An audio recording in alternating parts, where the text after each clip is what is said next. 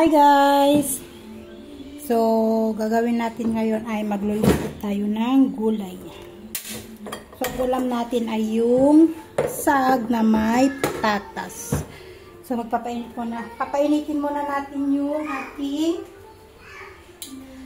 kawali. Maglagay tayo ng mantika. Lagay ko na lahat yan. Ginamit ko yan sa pagprito ng manok nung nakaraan.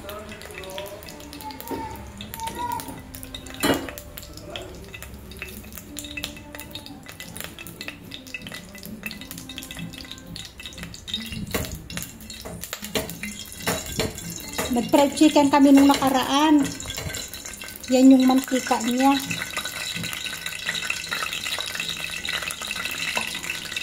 Lagay natin sibuyas.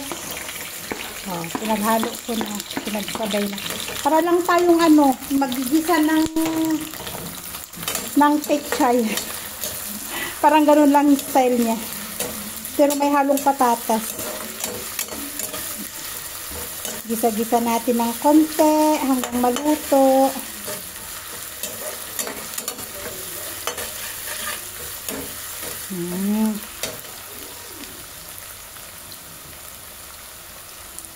Ang ating patatas.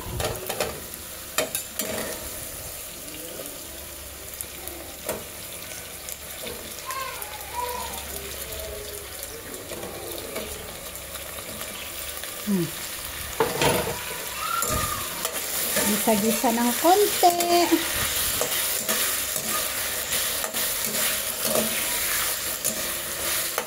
Ganyan muna. Gisa lang natin ng konti bago tayo maglagay ng asin. Para lumambot ng konti yung ating patatas. Ayan. Ayan.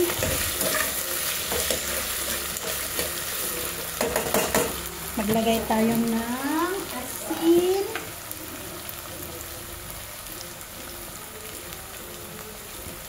Mga kasama ko sa bahay, matataas ang timpla, oy. Kahit si Asher, nagrereklamo si Asher na matabang ang luto ko. Nasanay siya sa luto ni Asis na Sabi ko, hindi maganda na masyadong maalat ang ulam. Ay, lalo sa mga bata, naku. At konting paminta. Mas halo-halo natin ulit.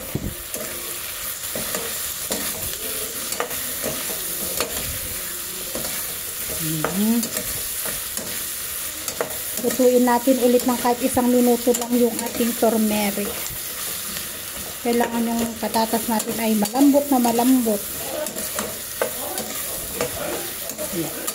Lutuin muna natin ng kahit 1 minuto lang yung turmeric. After 1 minute,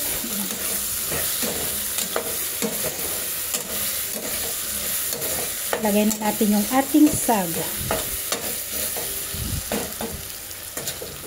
May tubig pa ito.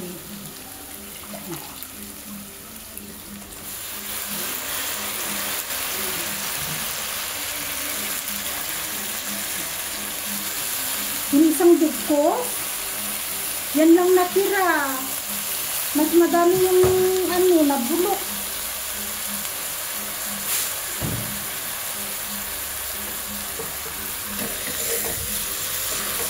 Nagkulay dilaw na yung yung ibang dahon. Kaya yan lang natira sa isang tali ng ating rayos sag.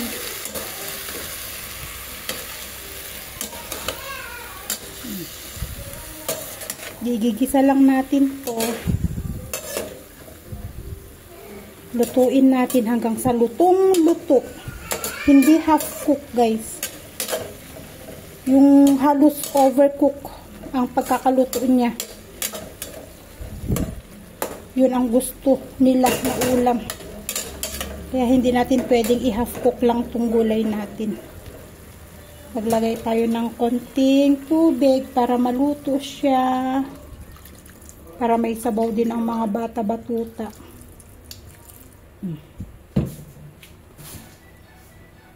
Asa na yung takip nito? Yun. yata ang takip niya. Ay, eksakto ito pala. Yan, pakuluan natin hanggang sa luto siya guys. Parang pagkain ng baby. Then luto na. So, ito na yung ating gulay guys. Yan. Ganyan siya kadurog. Luto na to.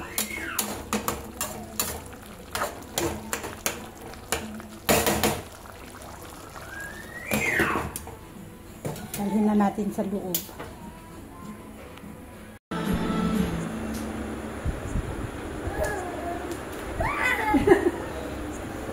Stand up! Stand up! Stand up na! Stand up! Kami na. No, kung ano-anong dinadampot niya na bato sa labas. Stand up!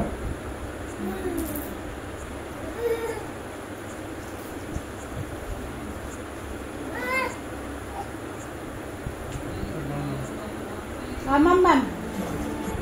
Hi guys, good morning. Ang anak ko, aga-aga, Mommy, I'm hungry, I want to eat rice. Ngayon, pinaghandaan ko siya ng rice at yung vegetable mo niluto ko kagabi kasi yun daw ang gusto niya. Kumain lang ng katiranggot at uminom ng gatas. What's in the money, China? How much you gave him? 100. Where's the change money? 2, 4, 20? Only 5 pesos this one. Maybe 20! Ang mahal ng itlog. 20 rupees. Isang piraso. Sabi nga sa akin kahapon, Mami, sabi niya, yung mga friend ko kumakain sila dun sa may ano, No. sa may kantin nga daw, sabi niya. Sabi ko, bakit? Gusto mo din ba kumain sa may kantin? Oo daw. Uy, you are very noisy. Gusto nga daw din niya kumain sa may kantin daw. Di sabi ko, okay, sige bukas. Sabi ko, bibigyan ka ni Papa ng pera. Kakain ka dun sa may kantin. Sabi ko sa kanya, ngayon, sabi ko, marunong ka bang, pag-ingatan yung pera mo na ibibigay sa'yo, sabi ko, yung hindi ba niya mawawala. Sabi niya, ayaw ko. Gusto niya yata ang momo, doon sa may kantin. Or, di ko alam kung ano kasi, pagkain sa kantin nila, hindi kami pupunta para i-check ba. Asher, very loud anak ko. Sabi ko, anong gusto mo? Sabi ko, bumili ako ng apple cucumber kahapon. Sabi ko, apple cucumber ipapabaon ko sa'yo. Ayaw, sabi niya, gusto ko yung apple pie. Kaya sabi ko, sige, ayan, gagawa tayo ng apple pie. Sabi nung isa, hindi ba daw late? Sabi ko, hindi. 30 minutes lang to. 30 minutes lang to sa oven. Tama, maluluto na itong kanin natin. Nagluto na rin kasi ako ng kanin. Kaya yan ang ginagawa ko. Yun nga lang, walang cinnamon. Wala akong cinnamon. Naubos na yung ating cinnamon. Bali, itong ingredients na to, na ano ko lang to, na gaya ko lang to sa internet, sa YouTube. Yung apple pie kasi, di ba, yung may crust sa ilalim, tapos may cover din sa ibabaw. Yun ang alam nating apple pie, di ba? Pero yung nakuha ko kasi sa YouTube, iba. Yung pag-halu-haluin mo na siya lahat, tapos ilalagay na. Yun yung ginagaya ko. Gusto niya. Gustong-gusto niya. Kung hindi ganun yung, yung banana, saging, gustong-gusto niya yun. Kaya nagkataon, ayan, imbis na ang ipapabaon ko lang sa kanya, apple lang, fruits lang sanang ipapabaon ko sa kanya, ayaw naman niya. Gusto daw niya ito daw. Kaya iyan. Magluluto tayo ng kanyang request.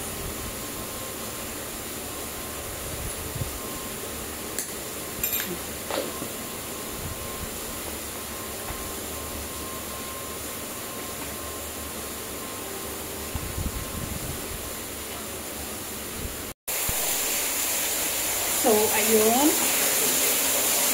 Nakatulog si Tonton. Nakatulog na siya kanina. Maingay yung motor namin. Ay, yung water pump namin. Naglilinis ako ng bigas. Ayun, papatubig kami. Bago umalis si Asher papuntang school, napatulog ko na si Tonton. So, nakapaglinis-linis ako, nakapagwalis-walis, ganyan.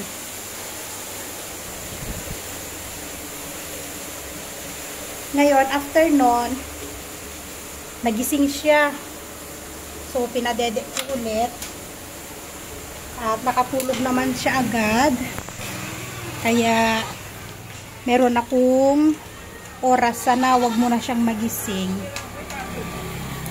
Sana makatulog siya ng medyo mahaba-haba. Bakit kaya may ano? Ang pangit ng bilao dito. Tingnan nyo, nag-ano siya, nababakbak. Yung kawayan na ginamit nila, nababakbak. Oh? Ngayon, wala na kaming bigas na sa may container namin, kaya magtatahip ako ng bigas.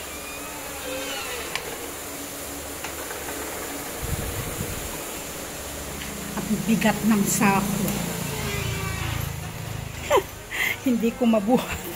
Hindi ko mabuhat yung sako. Ang bigat. Kaya, nasaan na yung maliit na upuan? May maliit kaming upuan dito sa harapan. Nasaan na? Nawala. Baka nasa likod. Itong bagas. Ilocano bagas. Itong bigas namin maraming ganito, oh. Sabi ni Asis, try daw niya kiskis ng bigas doon sa kabila. Yung hindi na daw kailangan linisan ng ganito. Ang dami kong natapon, oh. Sayang. Pero iipunin ko to. Lilinisan ko mamaya. Natapon ko.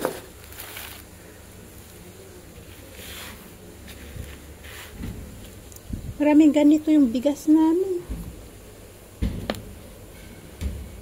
Sabi ko, baka kulang ang sabi ko kay Asis, baka kulang ang pagkabilad, hindi naman daw. Marami lang talaga siyang, anong tawag dito? Mga ganyan, yung may balat pa.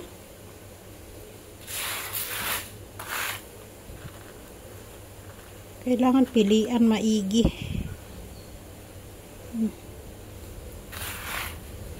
Ay, nandyan na. Ay, akala ko nandyan na si Asis.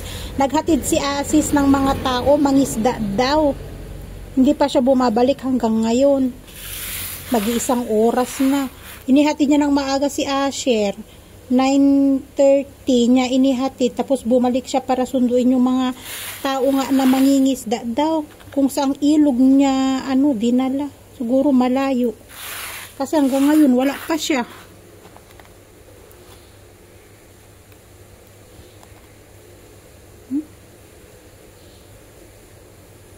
Pero yung binibili, hindi na kailangan pilian ng ganito. Binibili sa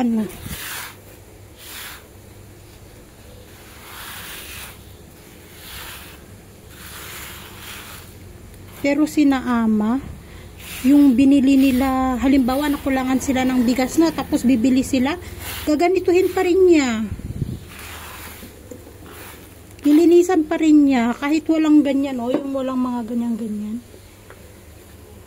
Kinukuha lang niya yung mga maliliit na bigas, yung ganyan, yung maliliit.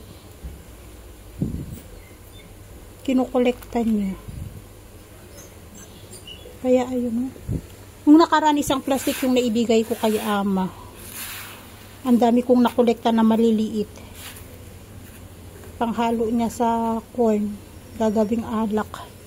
Sabi ko kay Asis, iipunin ko. Sabi ko, gagawin ko siyang rice wine. Sabi niya, marunong ka. Sabi ko, oo, nakita ko sa kung paano gawin. yung sa ifugaw. Lulutuin lang nila yung bigas. Lulutuin lang nila yung bigas para maging kanin. Tapos, palalamigin na ganyan. Tapos, lalagyan yung kulay white na yung bilog na kulay white. Ibubudbud nilang ganyan. Tapos, hahaluin na ganyan. Hahaluin. Tapos, ilalagay nila sa container. Ganun lang. Ipe-ferment siya ng kahit 2 linggo. Ganun din naman ang ginagawa ni ama sa corn. Lulutuin niya yung corn, lulutuin niya ito na magkahalo. Tapos, kapag naluto na, ilalatag niyang ganyan sa sako. Tapos, yung bilog na white, ibubudbud niya lang din na ganyan. Pero mas matindi ang tama ng rice wine kaysa corn wine.